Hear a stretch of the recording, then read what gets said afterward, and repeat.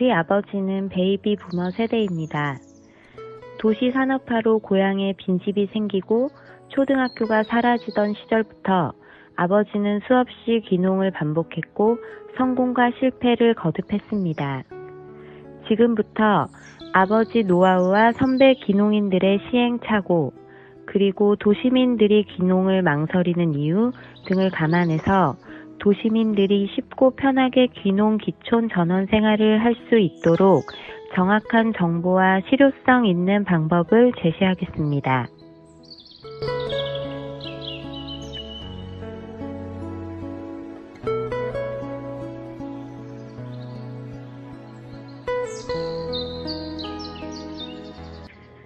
선배 귀농인들에게 귀농을 선택해서 힘들었던 부분을 물어보았습니다.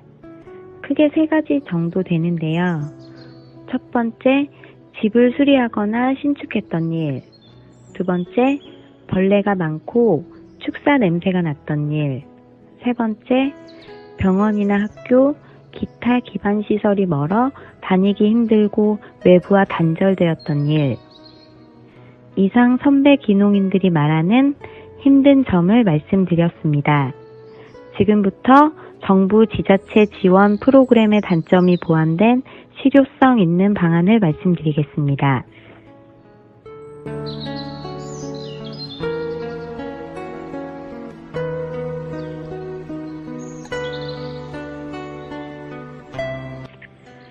농림축산식품부 2018년도 통계에 따르면 귀농인 100명 중 24명이 정착하지 못했다고 합니다.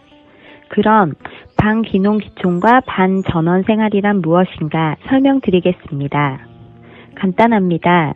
귀농을 위한 사전 준비와 영농은 농산물 개발 업체나 영농 전문인에게 위탁 의뢰하고 귀농인은 현 거주지에서 거주하시며 시간 될 때만 여유롭게 귀농지에 와서 취미 영농만 하는 것을 말합니다. 물론 영농 소환물의 수익금을 귀농인과 위탁 영농인이 적당 비율로 나눠야겠죠?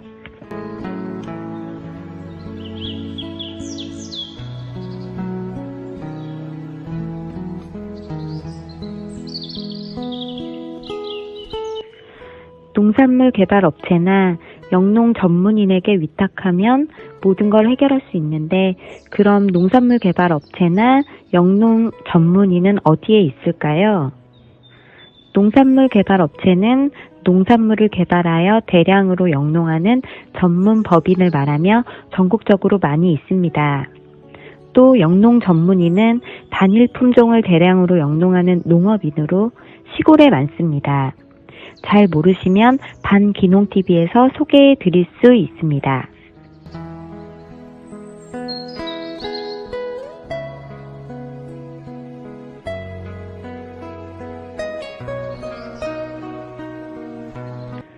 친인척 소개로 홍감자 농사를 위해 고향 횡성으로 귀농했던 정윤규 씨는 가격 폭락과 끝도 없는 농사일에 경제적으로 육체적으로 힘든 생활을 하다 결국 3년 농촌 생활을 접고 서울로 역귀농합니다.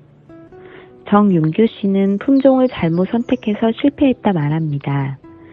친인척 말만 듣고 품종을 선택한 것이 실수였고 홍감자는 손이 많은 1년생 작물로 초보 귀농인이 취급하기에는 부적합한 품종입니다. 품종의 선택은 신중을 기해야 합니다.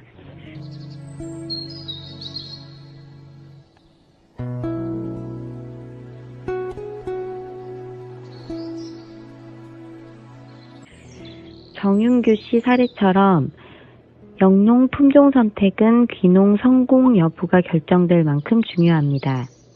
그런데 영농 경험이 없는 도시민이 영농 품종을 선택하기에는 사실상 불가능합니다.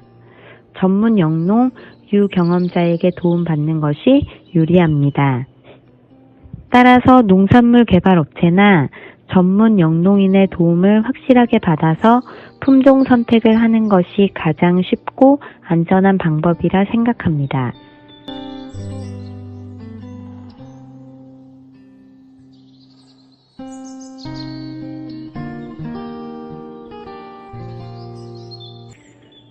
생산 농산물 판매에 자신이 없다면 농사 지을 필요가 없을 만큼 판매 역시 중요합니다. 대부분의 영농인은 우량 농산물을 어떻게 생산할까 고민하면서도 생산 농산물을 어떻게 비싸게 판매할까 고민하는 영농인은 거의 없습니다. 그저 대충 우량 농산물이니까 다들 잘 사가겠지 하는 정도죠.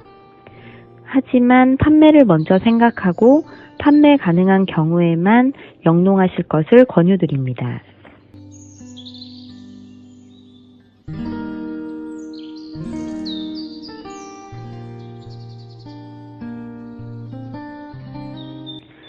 농사를 잘 짓는 것도 중요하지만 더 중요한 것이 생산 농산물을 적절한 시기에 비싸게 파는 것입니다. 농사 노하우가 없는 도시민이 농사를 짓기도 전에 고가에 판매할 수 있는 판매처를 확보한다는 것은 사실상 불가능합니다.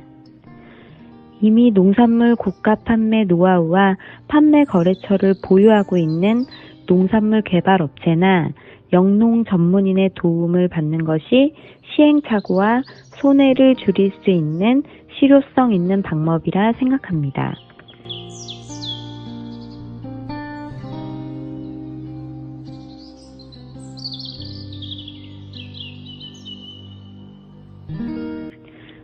영농 기술이 있어야 농사를 지을 수 있고 농사를 지을 수 있어야 귀농을 할 수 있으므로 귀농을 위해서는 영농 기술을 반드시 배워야 하는데 당장 영농 기술을 습득할 곳도 없고 습득시켜 주는 곳도 없습니다.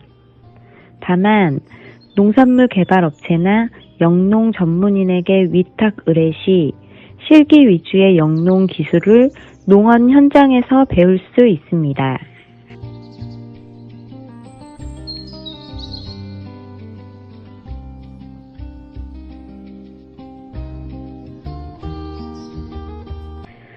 정식 주거시설을 영농 시작 전에 미리 설치한 후 영농을 하다 보면 영농 편의상 주거시설을 옮겨야 하거나 철수해야 하는 경우가 반드시 생깁니다.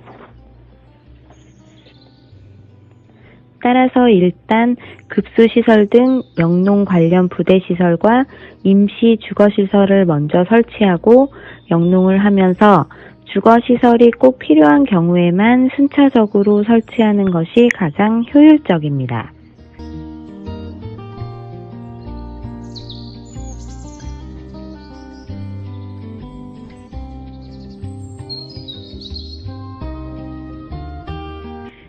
대부분의 귀농인들은 그들의 고향이나 지인들이 있는 곳을 귀농 지역으로 선정하고 또 도심지에서 가능한 가까운 곳만을 선호합니다.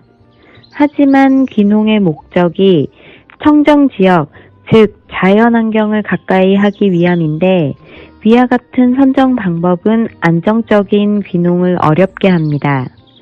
따라서 선정하신 지역이 자연환경을 고스란히 즐길 수 있는 지역인지를 필히 확인하셔야 합니다.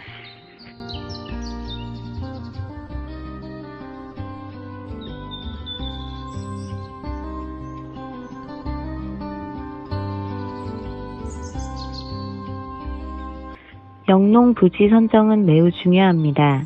최근 온난화 때문에 기온이 상승하여 대구 사과가 고성에서도 잘 자라는 것처럼 모든 농산물의 재배 지역이 매년 조금씩 변하고 있음을 감안해서 선정해야 합니다. 무엇보다 선배 귀농인들이 조언한 영농 부지 선정 시 참고사항에 부합되는지 확인해야 합니다. 영농 부지 역시 영농 노하우가 풍부한 농산물 개발 업체나 영농 전문인의 도움을 받아 결정하는 것이 유리합니다.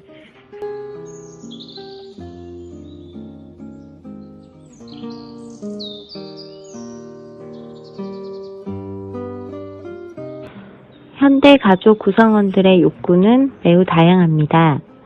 어떤 분은 다양한 편의시설과 문화시설을 즐길 수 있는 도심 생활을 선호하지만 또 다른 분은 쾌적한 환경과 정감 있는 전원 생활을 선호하기도 합니다. 이렇게 다양한 의견 속에 귀농귀촌은 쉬운 일이 아닙니다. 성공적인 귀농귀촌은 거주자 모두 만족하여야 하며 어느 한 사람만의 일방적인 진행으로 이루어질 수 없습니다. 가족 구성원들의 충분한 동의와 협력만이 성공적인 귀농귀촌을 이루어낼 수 있습니다.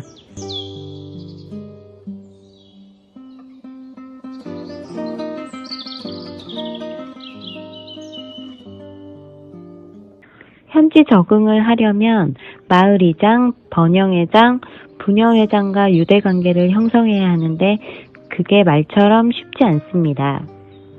현지 적응을 반귀농귀촌과 반전원생활 방법으로 간단하게 해결할 수 있습니다. 즉, 농사일은 마을 주민들과 친한 영농 전문인에게 위탁으로 의뢰하고 귀농인은 현 거주지에서 시간 될 때 귀농지를 여유롭게 왕래하며 취미 영농을 하면 귀농에 대한 부담 없이 적응이 가능합니다.